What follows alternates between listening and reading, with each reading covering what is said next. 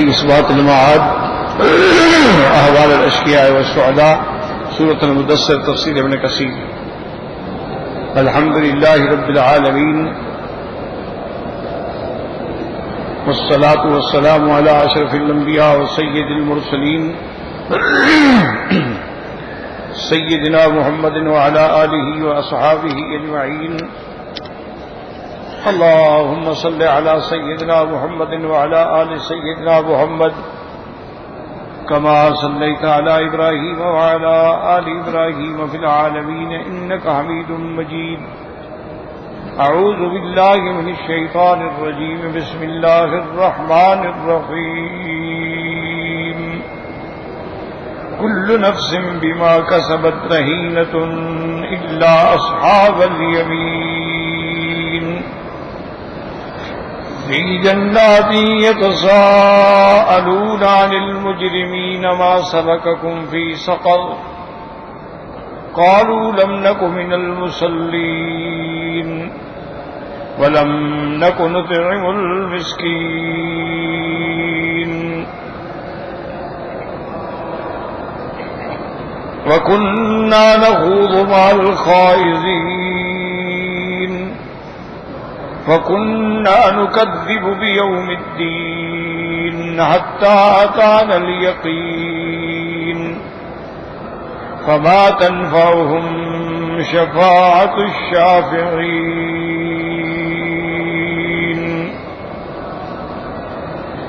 فما لهم عن التذكرة معرضين كأنهم حمر مستنفرة فرت من كسورة بل يريد كل امرئ منهم أن يؤتى صحفا منشرة كلا بل لا يخافون الآخرة كلا إنه تذكرة فمن شاء ذكره وما يذكرون إلا أن يشاء الله وأهل التقوى وأهل المغفرة. اللہ تبارک و تعالی نے کلام مقدس میں ان آیات مبارکہ میں ارشاد فرمایا ہے کہ ہر نفس جو ہے وہ اپنے اعمال میں بندھا ہوا ہے،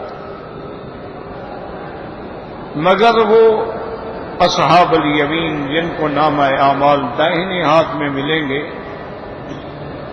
تو وہ اس قید سے نکل جائیں گے. فی جنات و اصحاب الیمین جو ہیں وہ جنات میں ہوں گے. یتساءلون یعنی وہ ایک دوسرے سے سوال کرتے ہوں گے ان المجرمین کافروں کے بارے میں. ما سلککم فی سقر کہ تم کو کون سی چیز ہے جس نے اس جہنم کی طرف چلنے پہ مجبور کیا ہے.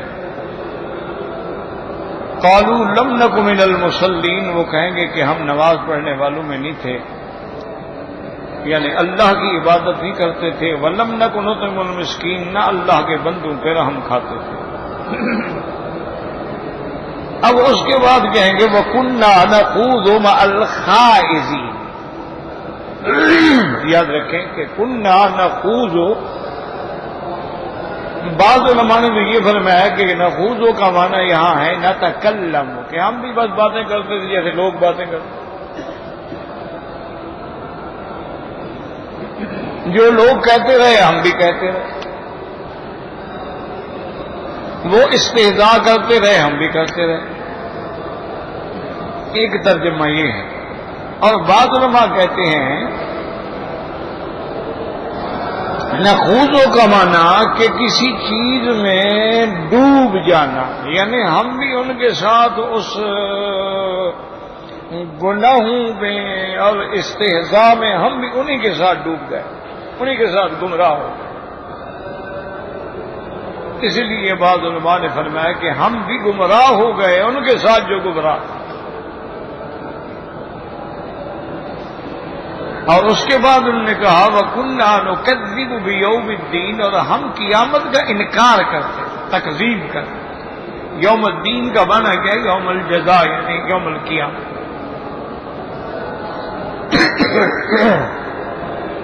اسی لیے قرآن میں ہے مالک یوم الدین، یعنی یوم جزا کا مالک۔ وَكُنَّا نُكَذِّبُ بِيَوْمِ الدِّينِ، ہم تکذیب کرتے تھے قیامت کی، حتیٰ اتانا الیقین، حتیٰ کہ ہم پر موت آ گئی۔ اب ان آیات میں جو سمجھنے والا مسئلہ ہے وہ یہ ہے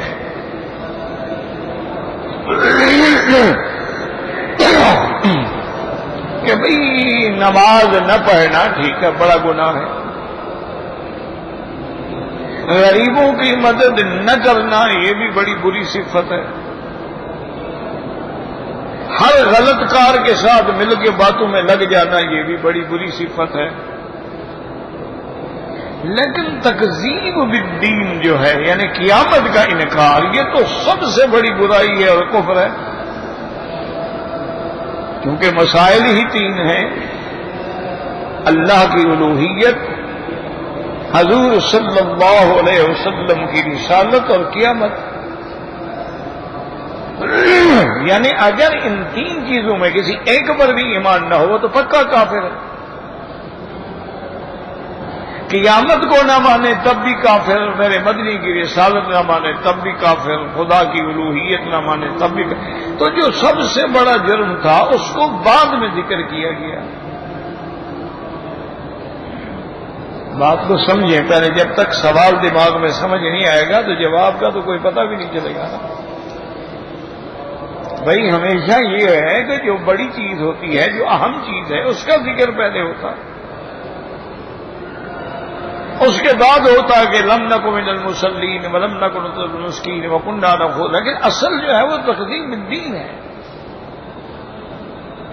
چونکہ تکذیب بالدین جو ہے یہی تو سبب بنا نماز نہ پڑھنے کا۔ دیکھو نا، جس کو قیامت پر ایمان ہی نہیں وہ کیوں نماز پڑھے گا؟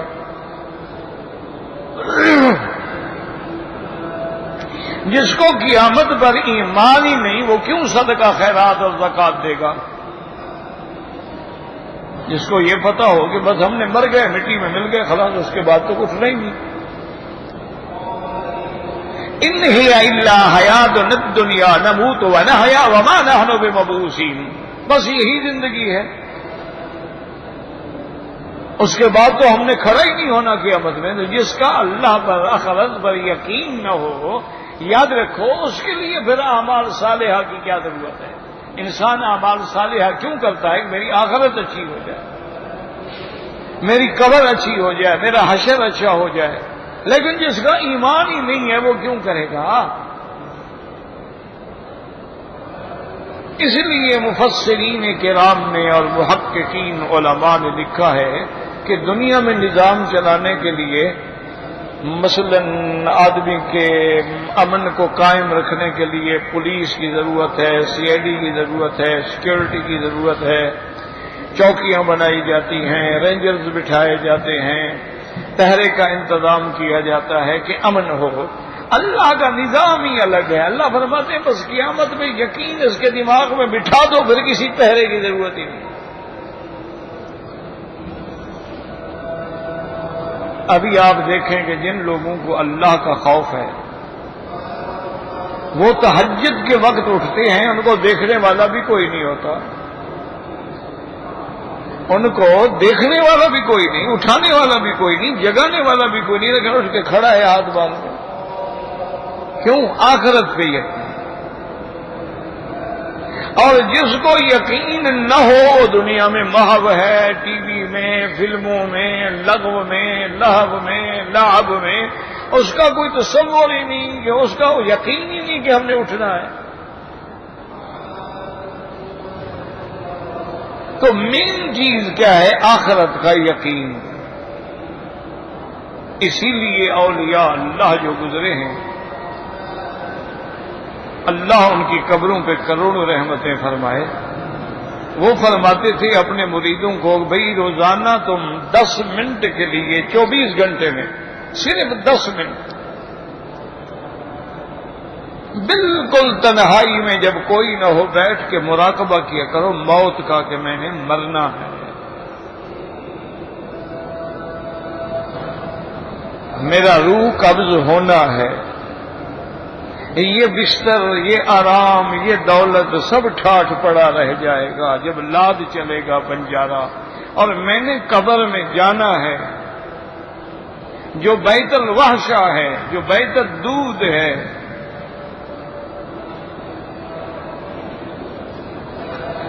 ایسے لوگ ہیں بھائی، عجیب آدمی ہے، عقل ہی نہیں اللہ نے دیا ہوا۔ انا للہ و انا الیہ راجعون۔ تو وہ فرماتے تھے کہ 10 منٹ کے لیے صرف علیحدہ بیٹھ جاؤ جب کوئی نہ ہو، رات ہے، دن ہے، کوئی ہے، جو تمہیں ٹائم ملتا ہے، صرف اس بات پہ غور کرو کہ موت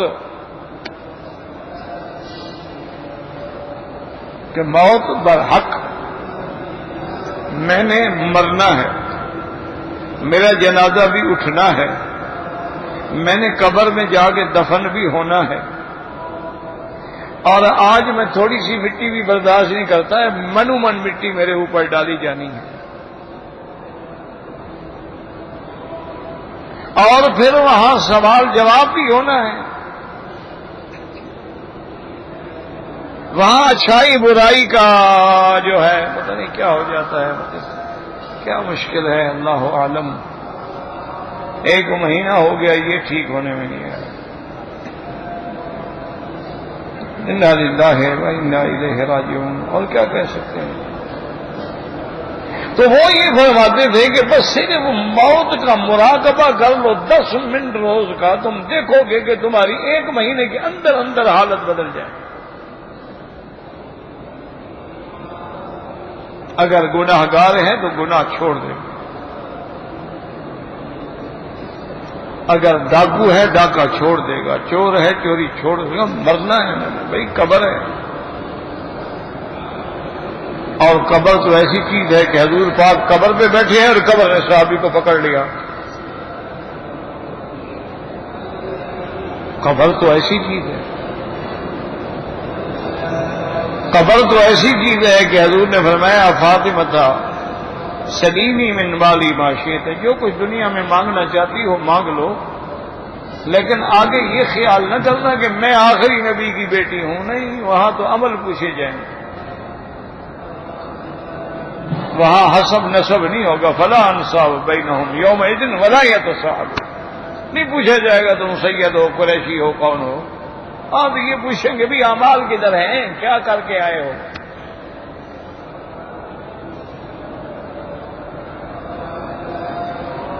اگر اعمال بہتر ہو گئے تو روضۃ من ریاض الجنہ، پھر اسی قبر کو اللہ باغ جنت بنا دیتے ہیں۔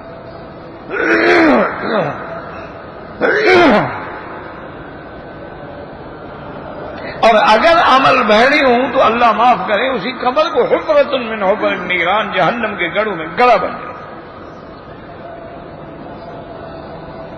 اسی لیے اللہ دنیا میں بھی کبھی کبھی نمونہ دکھلا دیتے ہیں، کتنے بڑے بڑے لوگ ہیں جو فوت ہوئے قبر سے خوشبو آنی شروع ہو گئی۔ امام بخاری رحمۃ اللہ علیہ کی جب وفات ہوئی ہے ان کی قبر مبارک سے خوشبو آتی تھی، اسی طرح حضرت لاہوری رحمۃ اللہ علیہ، اسی طرح ہمارے مہربان بھی تھے، دوست بھی تھے، مولانا محمد موسیٰ صاحب رحمۃ اللہ علیہ، اسی طرح جو میں نے سنا ہے کہ عبد الرشید غازی کی قبر سے بھی بالکل، یعنی ایک نہیں سینکڑوں ہزاروں بندوں نے وہ خوشبو سنی ہے۔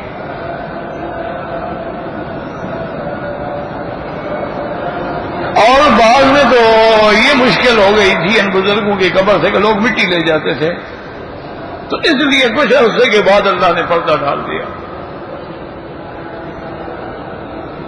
اور ایسے بھی کئی واقعات ہیں، لا حول ولا قوة، اور ایسے بھی کئی واقعات ہیں، اللہ نہ کرے اللہ نہ کرے اللہ نہ کرے، قبر سے آگ نکلتی ہوئی دیکھی، اور ایسے بھی کئی واقعات ہیں، قبر کھولی گئی تو اندر سانپ اور بچھو بھرے ہوئے ہیں۔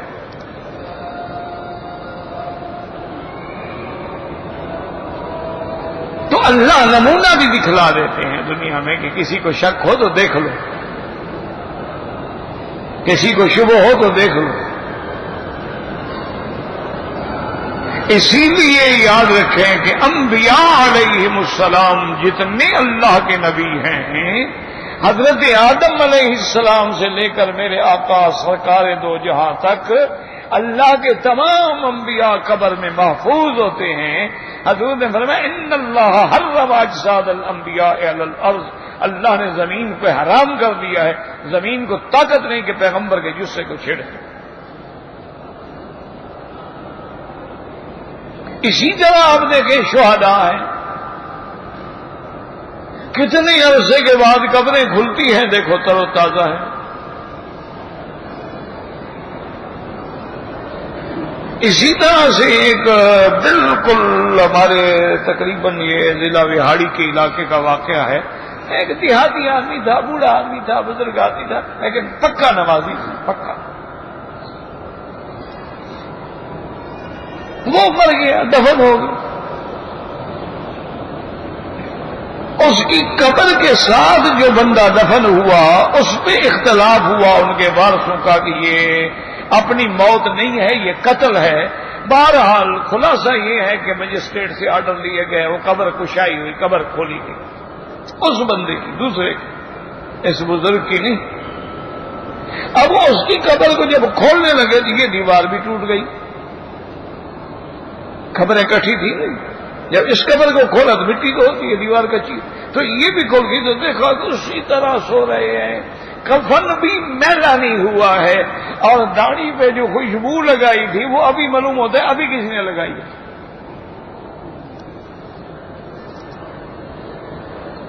ساری دنیا دوڑ پڑی دیکھنے کے لیے۔ خیر مجسٹریٹ سمجھدار آدمی تھا، اس نے کہا بھی آخرت کی معاملہ جو ہے علوم غیب سے تعلق رکھتا ہے، بس جلدی جلدی سے اسے دفن کرا دیا، اور کہا بھی بس ٹھیک ہے جن نے زیارت کر لی ٹھیک ہے، باقی ختم۔ تو بعد میں اس تھانے دار کو خیال آیا کہ یار یہ آدمی، اس کے کون سا ایسا عمل تھا کہ اللہ نے مرنے کے بعد بھی اس کی حفاظت کی ہے۔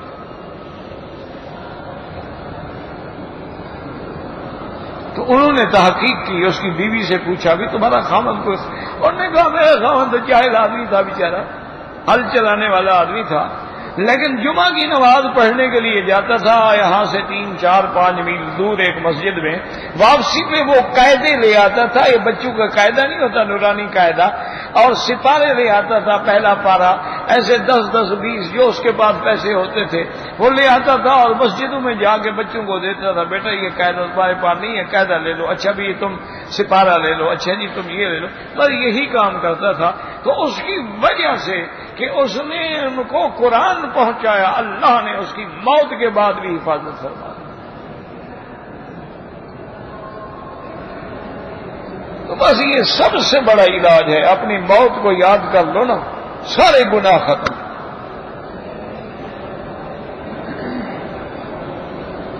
اور جب گناہ ختم ہو جائیں گے تم خود بخود ٹھیک ہو جاؤ گے۔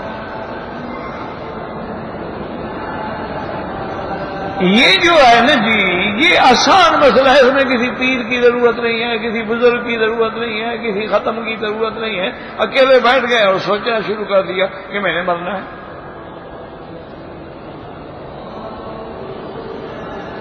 اسی لیے میرے مدنی پاک صبح صبح جب نماز سے اٹھتے تھے اور آسمان پہ نظر فرماتے تو کہتے اللہم انت الحق ووعدک الحق ولقاؤک حق والجنت حق والنار حق والنبیون حق ومحمد صلی اللہ علیہ وسلم حق۔ ہر روز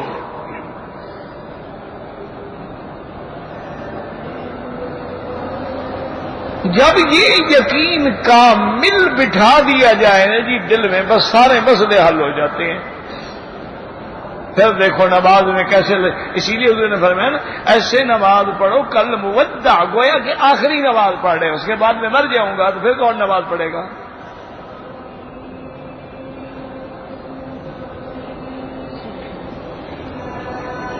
تو اس لیے سب سے بڑی مصیبت تو یہی ہے کہ آدمی کا آخرت پر ایمان نہ ہو، لیکن اس کو بعد میں کیوں ذکر کیا گیا، یوں سمجھو مسئلہ۔ تو بعض علماء فرماتے ہیں اس کو کہتے ہیں کہ ترتیب ہوتی ہے کبھی ادنا سے اعلیٰ کی طرف اور کبھی اعلیٰ سے ادنا کی طرف، کہ پہلے چھوٹی چھوٹی چیزیں اور آخر میں بڑی، یہ ہے ترتیب، یعنی من الادنا الی الاعلی۔ جیسے دوسری جگہ ثم کان من الذین آمنوا، حالانکہ ایمان تو پہلے ہے لیکن ذکر بعد میں کیا گیا تو سب سے اعلیٰ چیز ہے۔ اس کو کہتے ہیں ترتیب من الادنا الی الاعلی، پہلے چھوٹے چھوٹے چھوٹے پھر بڑی چیز کا ذکر۔ اچھا کبھی اس کے الٹ ہوتا ہے، ادنا من الاعلی الی الادنا، پہلے اعلیٰ کا ذکر پھر فاما ان کان من المقربین فروح وریحان وجنۃ نعیم وَأَمَّا إِن كَانَ مِنْ أَصْحَابِ الْيَمِينِ فَسَلَامٌ لَكَ مِنْ أَصْحَابِ الْيَمِينِ وَأَمَّا إِن كَانَ مِنَ الْمُكَذِّبِينَ الضَّالِّينَ فَنُزُلٌ مِّنْ حَمِيمٍ وَتَصْلِيَةُ جَحِيمٍ إِنَّ هَذَا لَهُوَ حَقُّ الْيَقِينِ۔ تو اب مقربین پہلے، پھر اصحاب الیمین اور پھر مقربین، تو یہ اعلیٰ سے ادنا کی طرف اور کبھی ادنا سے اعلیٰ کی طرف۔ اس لیے جیسے یہاں آیا، پہلے آیا لم نک من المصلین ولم نک نطعم المسکین وکنا نخوض مع الخائضین وکنا نکذب بیوم الدین حتی اتانا الیقین۔ یاد رکھو یقین کا معنی موت، وَاعْبُدْ رَبَّكَ حَتَّى يَأْتِيَكَ الْيَقِينُ إِنَّ هَذَا لَهُوَ حَقُّ الْيَقِينِ۔ یقین جو ہے موت، کیونکہ موت کے آنے میں کوئی شک ہی نہیں۔ اچھا علماء نے سمجھانے کے لیے وہ مسابقہ ہے نا قرآن شریف کا، تو بچے پڑھ رہے ہوں گے، یہ بھی ایک حکومت کا بڑا کارنامہ ہے کہ ساری دنیا سے قراء اور حافظ اور پڑھے ہوئے بلاتے ہیں، پھر ان کا مقابلہ ہوتا ہے، پھر جو پاس ہوتا اعلیٰ درجے پہ اس کو لاکھوں انعام ملتے ہیں تاکہ لوگوں کے دل میں قرآن کا جذبہ پیدا ہو، شوق پیدا ہو۔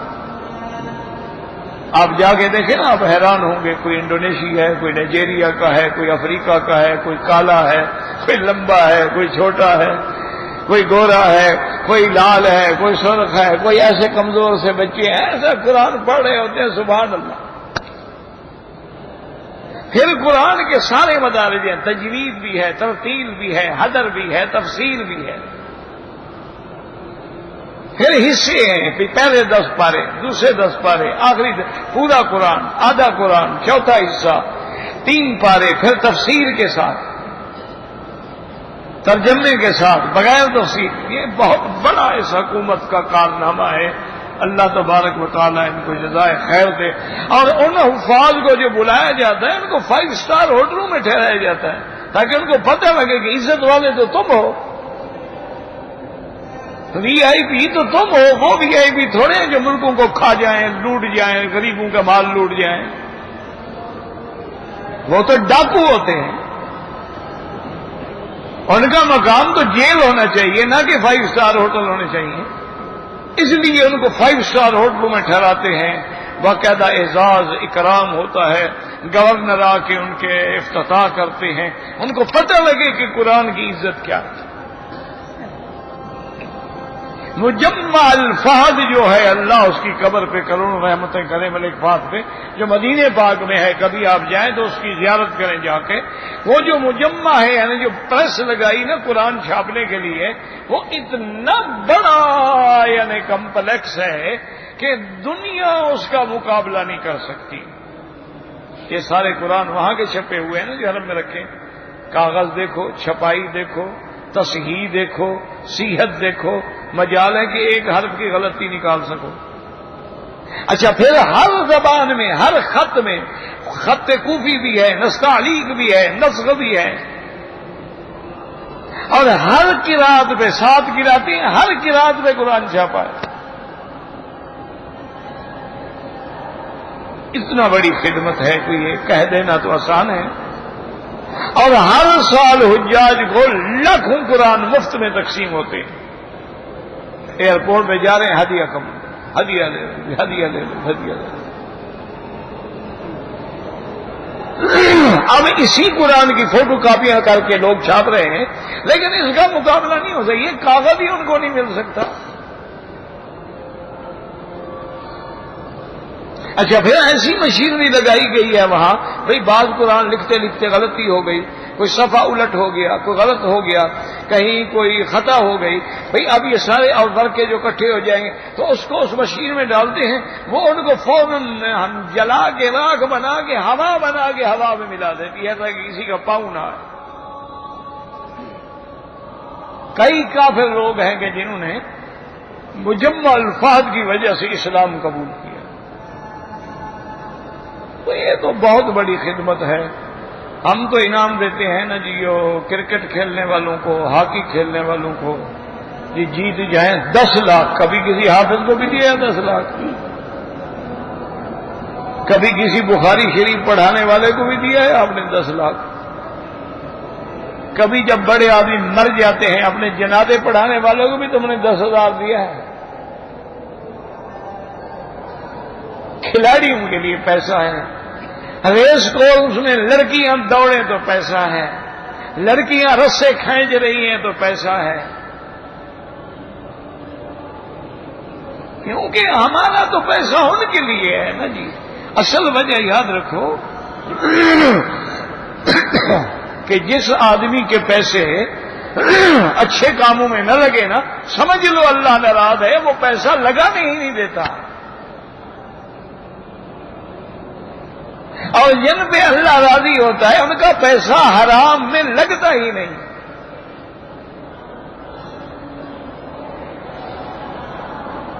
حضرت بایزید بستامی رحمت اللہ علیہ کے زمانے میں اس ملک میں، اس شہر میں ایک طوائف تھی، اتنی خوبصورت تھی کہ لاکھوں لوگ فتنے میں مبتلا ہو گئے.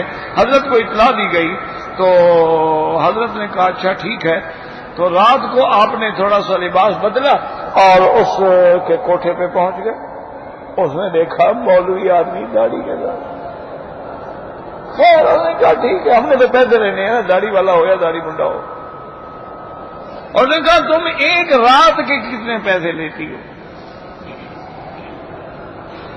وہ حیران ہو گئی کہ لوگ تو میرے گھنٹوں کے پیسے نہیں ادا کر سکتے، یہ مولوی صاحب رات پوری لینا چاہتا ہے. ہم نے کہا جی مثلاً 1 لاکھ فرمائیے گا، لیکن یہ یاد رکھو کہ اب جو میں کہوں گا، جیسے کہوں گا کرنا پڑے گا. جی یہ رات آپ کی ہے، میں نے پیسے نہیں لیے ہیں.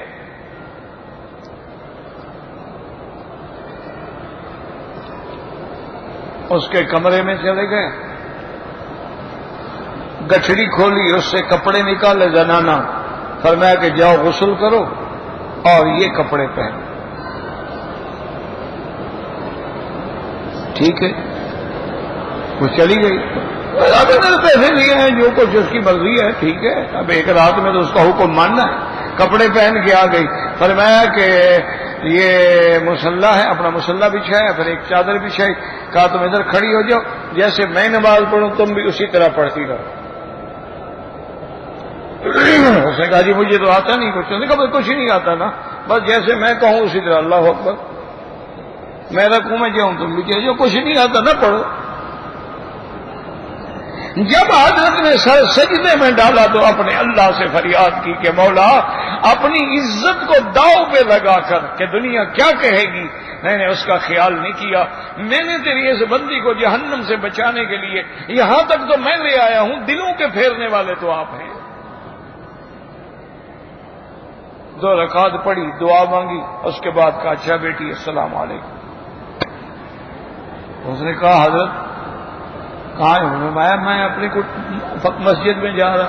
اس نے کہا حضرت اب میں تو یہاں نہیں رہتی، مجھے بھی ساتھ لے جاؤ. اب نے فرمایا ایسے نہیں ہے، کل دن میں تم آ جانا. صبح کو سارے لوگ حیران ہیں کہ اس کا میک اپ سنگار ختم، سادی سلوار قمیض پاک، سادہ چادر اوڑھ کے اس مسجد آ گئی. حضرت نے کسی طالب کو بلایا، فرمایا بھی اس طالب کو دیکھ لو، تمہیں پسند ہو تمہارے میں شادی کر دوں تاکہ گناہ سے بچ جاؤ۔ ان کا نکاح کر دیا اور ان کو کچھ پیسے بھی دے دیے کہ بھی اپنی شادی پہ خرچ کرو اور جاؤ زندگی گزارو۔ وہ علماء نے لکھا ہے کہ اب اپنے وقت کی ولیہ بن گئی، بس ہدایت آ گئی نا، پٹڑی بدلنی تھی نا، پٹڑی بدل گئی تو بس ٹھیک ہے۔ اسی لیے آپ دیکھ لیں کہ جن کو حرام پہ خرچ کرنا ہے وہ لاکھوں اڑا دیں گے لیکن حلال پہ 1 روپیہ بھی خرچ نہیں کر سکتے، اور جن کو حلال پہ خرچ کرنا ہے وہ حرام میں کہتے لا حول ولا قوت الا باللہ، میں حرام میں پیسے لگاؤں، استغفر اللہ۔ وہ تو یہ بھی سوچ کے پیسے دیتے ہیں کہ یہ آدمی خدا نہ خواستہ میرے پیسے لے کے کوئی گناہ تو نہیں کرے گا، اس لیے وہ مدرسوں میں جاتے ہیں کہ یار کچھ بھی ہو قرآن حدیث پڑھنے والے طالب ہیں نا، گھر چھوڑ کے بیچارے پڑے ہوئے ہیں، ان کو پتا ہے ہمیں کوئی نوکری نہیں ملنی، کوئی ڈگری نہیں ملنی، کچھ نہیں ملنا، پھر بھی رات دن بیٹھے ہیں قال قال رسول اللہ صلی اللہ علیہ وسلم، تو اصل مستحق تو یہ ہے۔ اس لیے یاد رکھیں یقین کا معنی کیا ہے؟ موت۔ یہی حکم اللہ نے نبی علیہ السلام اعبد ربک حتی یاتیک الیقین۔ اب آگے اللہ فرماتے ہیں فما تنفعهم شفاعت الشافعین۔ اب مسئلہ یہ ہوتا تھا کہ اتنے بڑے بڑے لوگ، اتنے سردار، اتنے طاقت والے، اتنی دولت والے، ان کے کیا قیامت میں کوئی کام نہیں آئے گا؟ اللہ نے فرمایا نہ نہ، کسی کی سفارشوں کو نفع نہیں پہنچائے گی۔ دوسری جگہ فرمایا ما لهم من صدیق ولا حمیم۔ قیامت کے دن نہ ان کا کوئی دوست ہوگا، نہ کوئی ہمدرد ہوگا، اور نہ قیامت میں ان کے لیے کوئی شفاعت ہوگی، کیونکہ شفاعت اس کے لیے ہوگی جس کی موت ایمان پہ ہے لیکن گناہگار ہے۔ یہ تو کافر ہیں نا، یہ تو منکرین قیامت ہے، ان کے لیے کیا شفاعت؟ اسی لیے اللہ فرماتے ہیں یوم یقوم الروح والملائکۃ صفا صفا لا يتكلمون الا من اذن له الرحمن وقال صوابا۔ جس دن اللہ کا فرشتہ جبریل بھی اور فرشتے بھی صف بنا کے کھڑے ہوں گے، ان کو طاقت نہیں ہوگی کہ زبان سے لفظ نکال سکیں، بولنے کی بھی طاقت نہیں ہوگی، صرف وہ بولے گا جس کو اللہ اجازت دیں گے۔ اور یہ بھی شرط ہے اجازت بھی دیں گے اور وہ بات بھی سیدھی سچی کرے، حق والے کی شفاعت کرے۔ یہ نہیں کہ اجازت مل جائے تو کافروں کی شفاعت، نہ وقال ثوابا۔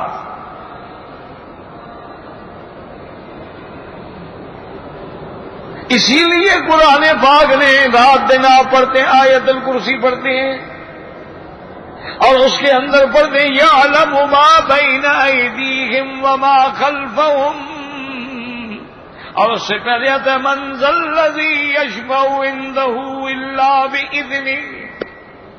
من کون ہے جو اللہ کے اذن کے بغیر سفارش کر سکے؟ کوئی پیر، کوئی فقیر، کوئی مجذوب نہیں چھڑا سکتا، کوئی وہاں بولنے کی بھی ضرورت نہیں کر سکتا۔ اللہ جب حضرت عیسیٰ علیہ السلام سے پوچھیں گے اَأَنْتَ قُلْتَ لِلنَّاسِ اتَّخِذُونِي وَأُمِّيَ إِلَٰهَيْنِ مِن دُونِ اللَّهِ، کیا تم نے لوگوں سے کہا تھا کہ مجھے بھی خدا سمجھو؟ تو مفسرین نے لکھا ہے حضرت عیسیٰ علیہ السلام 500 سال کی مدت تک کانپتے رہیں گے، جواب نہیں دے سکتے۔ انبیاء کانپ رہے ہیں نفسی نفسی نفسی۔ اس میں یاد رکھو کہ شفاعت کا فائدہ کس کو ہوگا؟ من مات علی الایمان، جو ایمان پہ مرا ہے اس کی شفاعت ہوگی۔ قرآن بھی شفاعت کرے گا، حافظ قرآن بھی شفاعت کرے گا، علماء بھی شفاعت کریں گے، انبیاء بھی شفاعت کریں گے، اور سب سے بڑی شفاعت ہے میرے مدنی محمد مصطفیٰ کی ہوں۔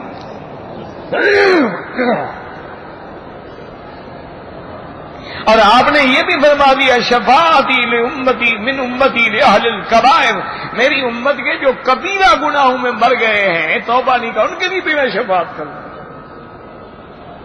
یعنی آدمی مومن ہے، پکا ہے. یاد رکھو مسئلہ یہ ہے کہ اگر ایمان پہ موت آئی، اعمال اچھے جنت، ایمان پہ موت آئی اعمال بھی اچھے ہیں لیکن ساتھ گناہ بھی ہیں، اگر توبہ کر لی پھر بھی جنت. لیکن بعض اوقات ایمان ہے، عقیدہ ٹھیک ہے، اللہ کے رسول پہ یقین ہے، لیکن گناہ کی حالت میں مر گیا، توبہ کی توفیق ہی نہیں ہوئی. کتنے لوگ ہیں شراب پی کے نشے میں مر گئے، وہ کہاں توبہ کرے گا؟ کتنے لوگ ہیں چوری کرنے گئے دیوار گری مر گئے، کتنے لوگ ہیں ڈاکہ مارنے گئے گھر والے جاگ گئے انہوں نے بندوق ماری مر گئے. کب توبہ کرے گا یہ؟ وہ ایک شیعہ کا مولوی تھا نا، وہ میرے خیال ہے ہاں مر تو گیا ٹھیک. اتفاق سے میرے ساتھ ایک دفعہ ایک ٹرین میں اکٹھے ہو گئے، وہ میرا احترام بڑا کرتا تھا ویسے، اور کہتا بھی تھا کہ تم تو میرے بیٹوں سے بھی چھوٹے ہو، میں تمہارے والد کی وجہ سے تمہارا احترام کرتا ہوں. میں نے اس سے کہا کہ یار تم جہاں تک میں نے سنا ہے تم تو دارالعلوم دیوبند کے پڑھے ہوئے ہو، اور اس وقت تم مایہ ناز طلباء میں تھے اور تم اچھے خاصے عالم ہو. یہ مذہبی شیعہ تم نے تحقیق کے بعد قبول کیا ہے، یعنی تم نے تحقیق کی اور تمہیں یہ مذہب حق نظر آیا ہے؟ کہنے لگا مکی صاحب ان باتوں کو چھوڑو، شیعہ بھی کوئی مذہب ہے، یہ تو ڈرامہ ہے. تو میں نے کہا کیوں قبول کیا ہے؟ انہوں نے کہا یار اس میں دولت بھی ہے عورت بھی ہے، میں ان دو چیزوں کا بھوکھا ہوں. اس میں پیسہ بھی ہے. اس نے کہا تم دیکھو کتنے بڑے بزرگ کی اولاد ہو، تقریر کرنے جاؤ تمہیں 100 ریال بھی کوئی نہیں دے گا، اور مجھے تو جناب پہلے 10,000 روپیہ دیتے ہیں پھر میں ڈیٹ دیتا ہوں. اور تمہارے نزدیک تو عورت کو دیکھ لو دوسرے دن تمہارے پیچھے نماز ہی کیوں نہیں پڑے گا، کہیں گے اچھا استاد ہے ہمارا عورتوں کو تاڑتا ہے. اور ہمارے یہاں تو سب کچھ حلال ہے، متا بھی حلال ہے، نکاح موقت بھی حلال ہے، ایک بیوی نہیں 9 بیویاں رکھو، کہتی ہیں جی حضور کی سنت پہ عمل ہو رہا ہے. ہم نے کہا اس مذہب میں تو مزے ہی مزے ہیں، دولت بھی ہے عورت بھی ہے. باقی یہ مذہب حق سمجھ کے میں نے قبول نہیں کیا. میں نے کہا یار کوئی آخرت کی فکر. میں نے کہا مکی صاحب مرنے سے پہلے میں توبہ کر لوں گا، پڑھا لکھا آدمی ہوں، مولوی ہوں. التائب من الذنب کمن لا ذنب له، توبہ کرنے والے کا گناہ مٹ جاتے ہیں. میں کلمہ بھی دوبارہ پڑھ لوں گا، ایمان بھی دوبارہ شرطیں پڑھ لوں گا، آمنت باللہ ملاقاتی، یہی تو پڑھنا ہے اور کیا کرنا ہے، اور توبہ کر لوں گا. اور یہ اللہ کا فیصلہ ہے کہ جو توبہ کرتا ہے میں توبہ قبول کرتا.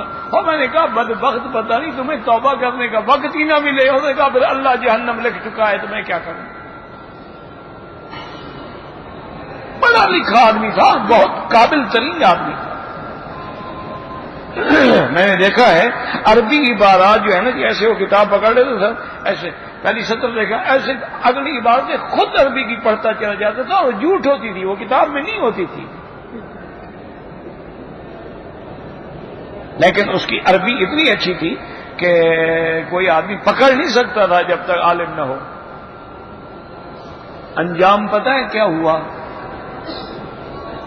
جہاں تک میں نے سنا ہے کہ اس نے کوئی بھنگ بھی پیتا تھا، افیم بھی کھاتا تھا، پتہ نہیں کیا کیا بلائیں کھاتا تھا، نشہ کیا، اور نشے کی حالت میں گاڑی میں جا رہا تھا، ایکسیڈنٹ ہوا، اسی نشے کی حالت میں مر گیا. کہاں توبہ ہوئی جناب؟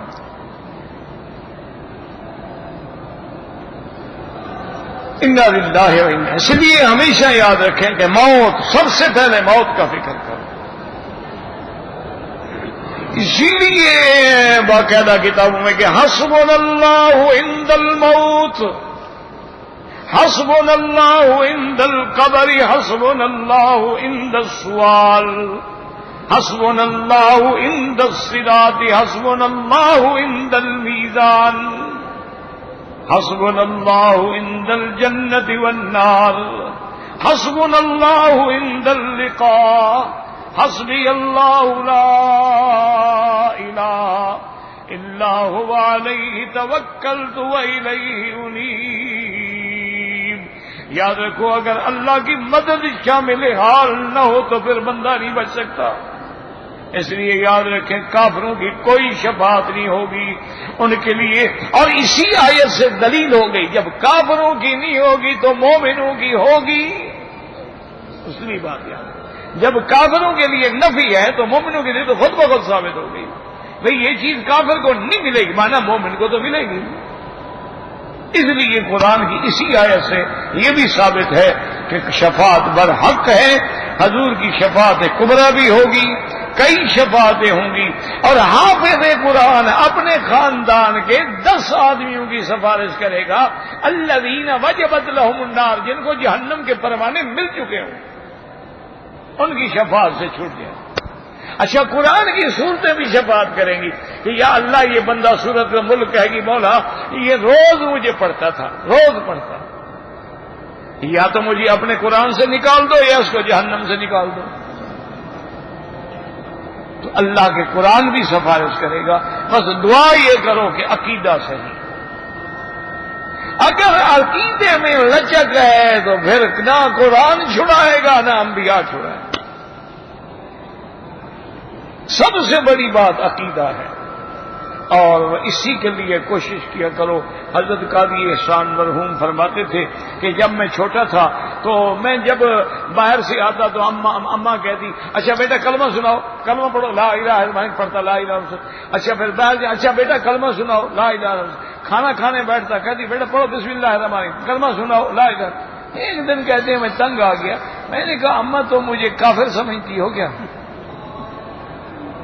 میں جب آتا ہوں لا الہ الا اللہ, میں مسلمان ہوں, مسلمان کا بیٹا ہوں, قرآن پڑھ رہا ہوں. آپ جب آتا ہوں کلمہ پڑھو لا الہ الا اللہ.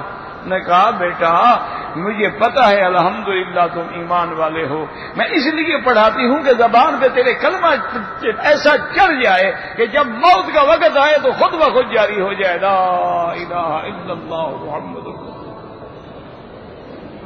اب دیکھو جن لوگوں کو گالی کی عادت ہوتی ہے گالی نکلے گی, جن لوگوں کو بکواس کرنے کی عادت ہے بکواس ہی نکلے گی, اور جن کی زبان پہ کلمہ ہوگا. اور اگر موت کے وقت میں کلمہ نصیب ہو جائے تو سمجھ لو الحمدللہ کہ یہ جنتی ہے. من قال لا الہ الا اللہ دخل الجنہ. یعنی ہمارے وہاں گاؤں میں جو مدرسہ تھا نا, جو مسجد تھی, اس کے ساتھ جو ہمارے ہمسائے تھے نا, خدا کی قدرت ہے, کوئی موچی تھے, کوئی پابلی تھے, کوئی ایسے تھے, کوئی ایسے تھے. لیکن خدا پہ یقین کریں کہ اس مسجد میں اور والد صاحب کے درس کی وجہ سے ان کے عقیدے ایسے صحیح ہو گئے تھے ماشاءاللہ. اور ان سب کے موت کے وقت لوگوں کو بلاتے تھے, اور بھی میرے کلمے کے گواہ ہو جاؤ لا الہ الا اللہ. عورتیں اور مرد جو بھی اس قرآن کی برکت سے, اس عالم کی تبلیغ سے, اس کی دعوت سے کہ وہ سنے نہ سنے قرآن کی آواز ان کے گھر میں جا رہی ہے. مسجد کے ہمسائے ہیں دیوار پر دیوار. یعنی جب بھی ان کو موت آئی, ایک نہیں دو نہیں, جتنے لوگوں پہ موت آئی, لڑکے لڑکیاں مرد عورتیں, سب نے یہی کہا اچھا سارے بیٹھے ہو میرے کلمے کے گواہ ہو. اس لیے دعا کیا کریں کہ اللہم اجعل آخر کلامنا لا الہ الا اللہ محمد الرسول اللہ. یا اللہ ہماری آخری کلام جو ہو زبان پہ کلمہ جاری ہو.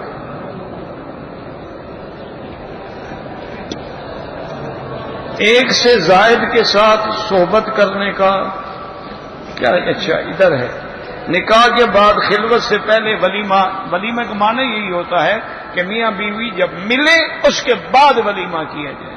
یہ جو آج کل ہے یہ تو رواج ہے, یہ ولیمہ تو نہیں ہے نا, یہ تو رواج ہے. اسی دن نکاح رات کو کھانا پھر بیوی جاتی ہے شوہر کے گھر میں, یہ ولیمہ نہیں ہے, یہ سنت کے خلاف ہے. یہ ایسے کھانا ہے, بس کھانا کھا لیتے ہو. وہ ولیمہ جو ہے معنی یہی ہے کہ میاں بیوی کی جب ملاقات ہو جائے اس کے دوسرے دن, تیسرے دن, چوتھے دن, 10ویں دن اولم ولو بشات. اگر ایک آدمی کی 4 بیویاں ہیں اور وہ ایک ہی وقت میں ایک ہی رات میں 4 بیویوں سے صحبت کرنا چاہتا ہے تو اس کی بیویاں ہیں جناب, صحبت کرے جو مرضی ہے کرے. جب اس کی بیویاں ہیں لیکن یہ علماء نے لکھا ہے کہ ہر بیوی کی ایک دوسرے کے سامنے نہیں، تاکہ دوسرے کے دل کو تکلیف پہنچتی ہے، وہ حرام ہے شریعت میں۔ اس بیوی کو آپ نے صحبت کر لی ہے، پھر دوسری بیوی کے پاس چلا گیا یا اس کو بلا لیا اپنے کمرے میں، وہ اپنے کمرے میں چلی گئی، اچھی بات ہے، وہ اچھی تمہاری بیویاں ہیں، 4 سے صحبت کرو، 3 سے کرو، 2 سے کرو۔ حضور پاک نے ایک رات میں 9 بیویوں سے صحبت کی ہے۔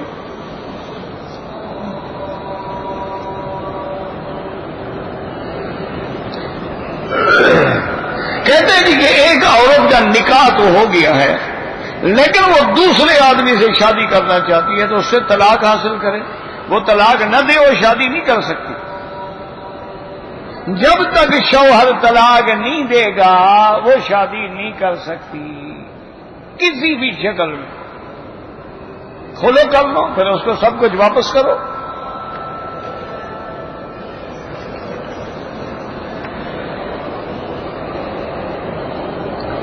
کہتے ہیں جی کہ حضور پاک جب عرش پہ گئے تھے تو اس مسئلے میں اختلاف ہے۔ بعض صحابہ فرماتے ہیں کہ حضور نے اپنے رب کی زیارت کی ہے لیکن وراء الحجاب، حجاب کے بغیر تو کوئی دیکھ ہی نہیں سکتا، اور بعض علماء فرماتے ہیں کہ زیارت نہیں ہوئی۔ یہ بھی وہی بات ہے، جبریل کے پر جلتی ہے تو ایک محاورہ بن گیا ہے کہ جبریل ایک دفعہ کھڑے ہو گئے کہ یا رسول اللہ میرا حد یہاں تک ہے، بس یہ تو لوگوں نے بنا رکھا ہے نا جی، آگے جاؤں گا تو پر جل جائیں گے۔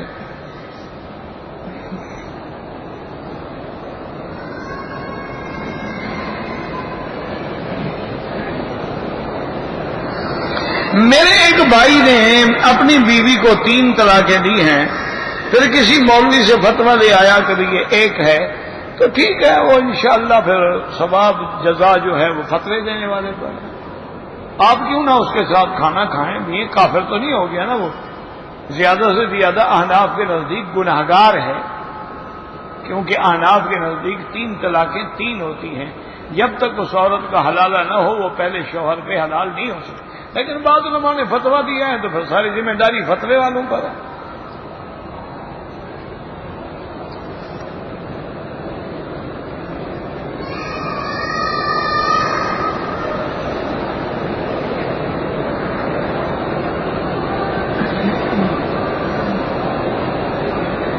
کہتے ہیں کہ جب آدمی غسل جنابت کے لیے یعنی اپنی بیوی سے مباشرت کے بعد غسل جنابت کرتا ہے تو کیا حمام میں بسم اللہ، یا بالکل حمام میں کیا بسم اللہ ہے، قرآن پڑھنے جا رہے ہو غسل کرنے جا رہے ہو؟ نہیں، حمام میں تم منزل پڑھنے کے لیے جا رہے ہو یا غسل کرنے کے لیے جا رہے ہو؟ اور بعض لوگ لا الہ پڑھتے ہیں، کافر ہو تو مسلمان ہو رہے ہیں، اس وقت کچھ نہیں پڑھنا، داخل ہوتے ہوئے پڑھنا ہے اللہم انی اعوذ بک من الخبث والخبائث۔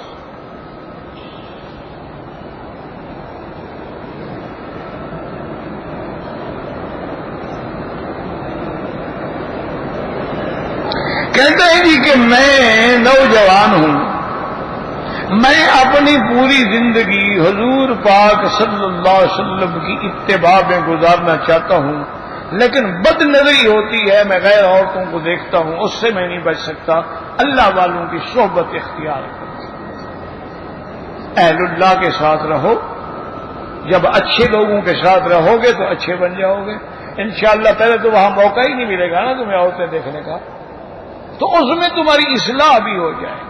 اور دوسرا وہی علاج ہے جو میں نے ابھی بتایا تھا کہ موت کا مراقبہ موت کرو، موت کو یاد کرو۔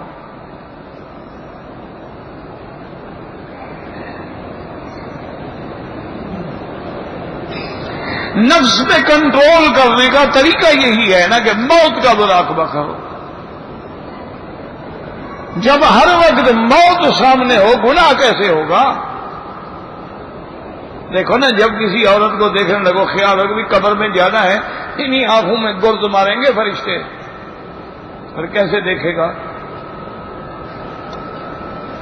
میں ٹاور میں ملازم ہوں، جماعت حرم کے ساتھ، اگر وہاں سے حرم کی صفیں نظر آ رہی ہیں، نمازیوں کا اٹھنا بیٹھنا نظر آ رہا ہے تو نماز ہو جائے گی۔ لیکن افضل یہ ہے کہ اپنا حرم میں آ کے نمازیں پڑھو، جتنا کعبے کے قریب آؤ گے اتنا ثواب زیادہ ہو۔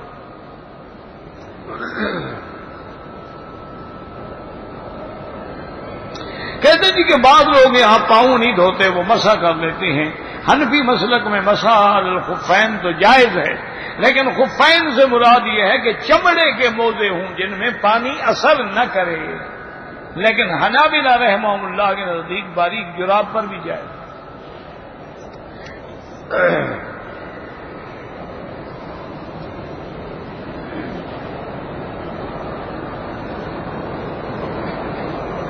کہتے جی کہ ایک بریلوی نے مجھے کہا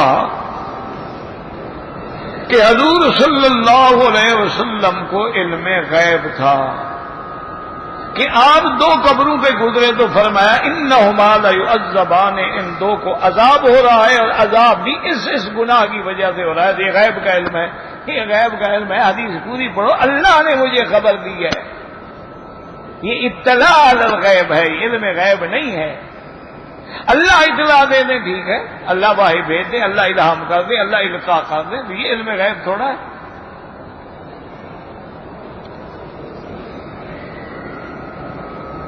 پھر وہاں اس قرآن کے بارے میں کیا کہو گے کہ ما کنت،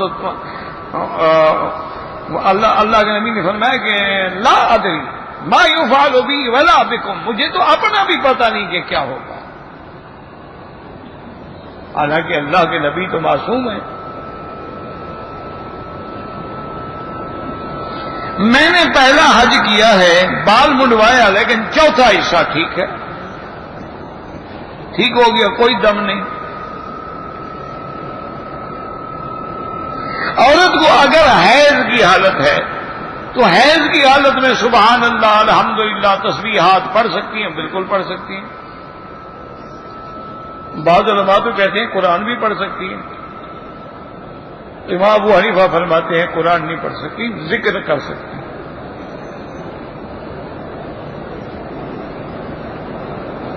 موبائل پہ فری انٹرنیٹ کا کنیکشن آتا ہے، بھئی مجھے کیا پتا فری انٹرنیٹ کا کیا مطلب ہے؟ اگر انہیں خود ہی فری کیا ہوا ہے تو استعمال کرو۔ بھئی جنہوں نے بنایا ہے انہوں نے فری کر دیا کہ بھی مفت ہے، ٹھیک ہے۔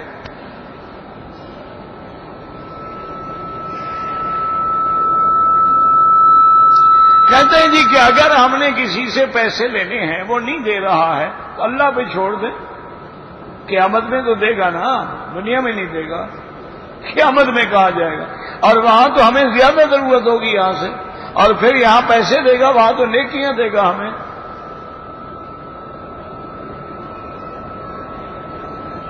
کہتے جی یہاں حرم شریف میں جو جنازہ پڑھایا جاتا ہے اس میں بالغ بھی ہوتے ہیں، نابالغ بھی ہوتے ہیں، تو دعا میں دونوں تو ہیں، صغیرنا و کبیرنا، تو دونوں کے لیے ہو گئی۔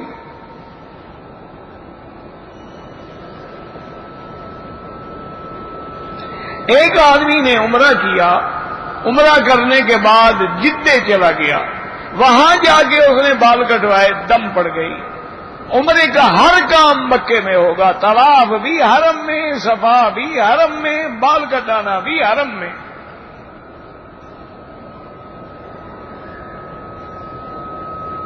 اگر ایک آدمی اس طرح نہ پھروائے، قصر کرے، بالکل جائز ہے، لیکن چوتھا حصہ بال، مثلا اتنا بڑے بال ہے تو چوتھا حصہ سارے سر کا کٹ جائے، یہ نہیں کہ ٹک لگائے۔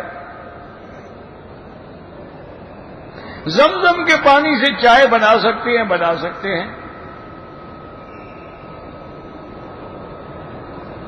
میں نے ریاض سے مکے آیا، اپنے کمرے میں غسل کیا، احرام مسجد عائشہ سے باندھا، دم پڑ گئی کہ آپ میقات سے بغیر احرام کے آ گئے۔ آپ ریاض سے آ رہے تھے، آپ کو احرام طائف میں باندھنا تھا۔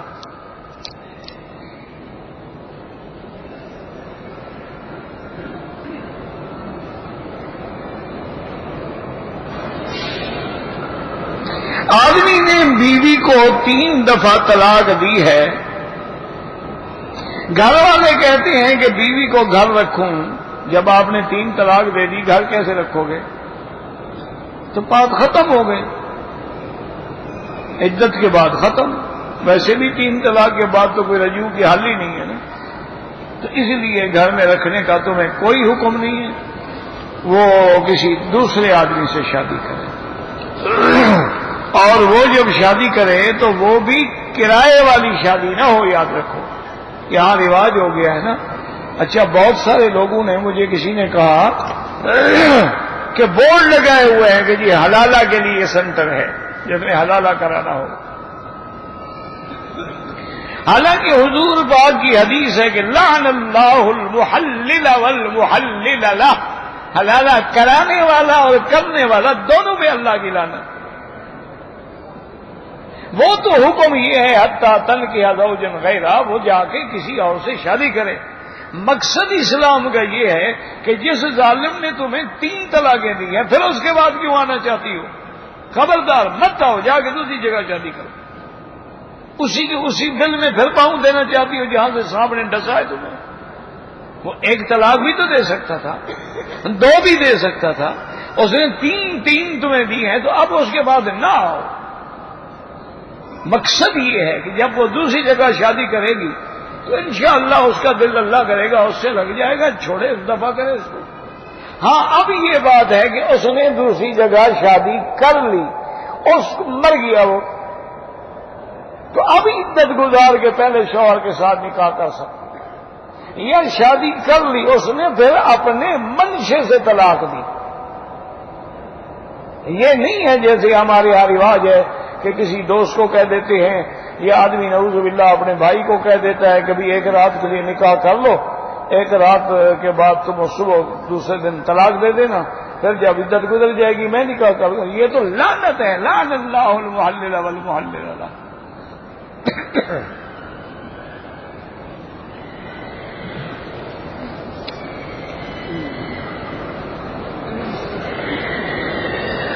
کہتے تھے کہ شرعی طور پر 1 سال یا 2 سال اپنی بیوی سے دور رہنا بالکل ناجائز ہے. زیادہ سے زیادہ 6 مہینے کی مدت ہے. ہاں بات یہ ہے کہ حالات ایسے ہیں, وہ غریب ہیں بیچارے, یہاں مزدوری کے لیے آیا ہوا ہے. اگر اس کی بیوی کی عزت محفوظ ہے اور بیوی نے بھی اجازت دی ہے تو رہ سکتا ہے.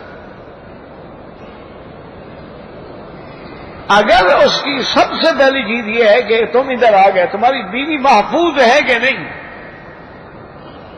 اگر تمہاری بیوی محفوظ ہے یا بچے جوان ہیں ماشاءاللہ, بچے اپنی ماں کے ساتھ ہیں, کوئی فکر والی بات نہیں ہے, پھر تم رہ سکتے ہو. اور وہ راضی بھی ہو کہ تم اتنے دیر باہر رہ سکتے ہو. اگر وہ راضی نہ ہو تب بھی نہیں رہ سکتے, اور اگر بیوی کی عزت خطرے میں ہو تب بھی نہیں رہ سکتے. آج کل تو حضرت اللہ معاف کرے, آج کل تو سسر پر بھی اعتبار نہیں ہے. ابھی اخباروں میں آیا تھا ایک آدمی اپنی بہو کے ساتھ زنا کرتے ہوئے پکڑا گیا. جب اس عورت کو نے کہا کہ تمہیں شرم نہیں آتی, یہ تمہارا سسر ہے, تمہارے خامد کا باپ. اس نے کہا میرا رونا تو بعد میں رونا, یہ تو اپنی بیوی کے ساتھ بھی زنا کرتا, بیٹی کے ساتھ بھی زنا کرتا ہے. انہوں نے کہا میں تو بہو ہوں نا, یہ تو بیٹی کو بھی معاف نہیں کرتا ہے بدبخت. تو جہاں یہ حالات ہوں وہاں تم بیوی سے دور رہو, پھر کیا ہوگا؟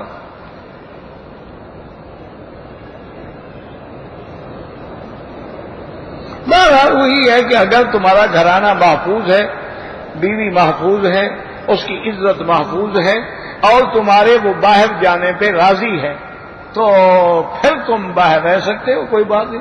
ورنہ حضرت عمر رضی اللہ تعالی نے فیصلہ فرمایا تھا, وہ مجاہدین کے لیے بھی آرڈر کر دیتے تھے کہ 6 مہینے سے زیادہ باہر نہ رہو, 6 مہینے کے اندر واپس آؤ, اپنی بیوی کے حقوق ادا کرو, کچھ عرصہ رہو, پھر وہ دوسرے چلے جاتے, پھر وہ آ جاتے, پھر اور تو حضرت عمر نے باقاعدہ ایک نظام بنا دیا تھا کہ 100 آدمی واپس آ گیا, 100 آدمی چلا گیا, پھر دوسرا 100 آدمی آ گیا, پھر دوسرا 100 آدمی چلا گیا. تو وہ حکم فرماتے تھے کہ 6 مہینے سے زیادہ آدمی کو جدا نہیں رہنا چاہیے. بہرحال حالات ہیں, کوشش کرو کہ اللہ عزتوں کو محفوظ رکھے. سب سے بڑا مسئلہ میرا بھائی آج کل جو ہے نا وہ یہی ہے. ورنہ آج کل ایسے بھی حالات ہیں کہ ماں باپ جو ہیں, ماں باپ بھی اور بیوی بھی کہتی ہے خدا کرے باہر رہو, پیسہ جو آ رہا ہے. تم پیسہ بھیجنا بند کر دو، انشاءاللہ خط شروع ہو جائیں گے، جلدی واپس آؤ۔ تم ان کو لکھ دو جی میری نوکری چھوکری چھوٹ گئی ہے، خود فارغ ہوں، کچھ پیسے گھر میں پڑے ہوں تو مجھے بھجوائیں، خرچہ نہیں ہے میرے پاس۔ وہ کہیں گے چھوڑو پھر وہاں کیوں پڑے ہوئے، آ جاؤ۔ جب تک پیسے بھیجتے رہو گے، نوٹوں کی مشین بنے رہو گے، وہ ہمیشہ کہیں گے خدا کرے دفع ہے ہمیں پیسے بھیجتا ہے۔ انا للہ و انا الیہ راجعون۔ اللہم صلی علی سیدنا محمد وعلی آل سیدنا محمد کما صلیت علی ابراہیم وعلی آل ابراہیم فی العالمین انک حمید مجید۔ یا حی یا قیوم برحمتک نستغیث، یا حی یا قیوم برحمتک نستغیث، یا حی یا قیوم برحمتک نستغیث۔ ربنا آتنا فی الدنیا حسنة وفی الآخرة حسنة وقنا عذاب النار۔ ربنا آتنا فی الدنیا حسنة وفی الآخرة حسنة وقنا عذاب النار۔ ربنا آتنا فی الدنیا حسنة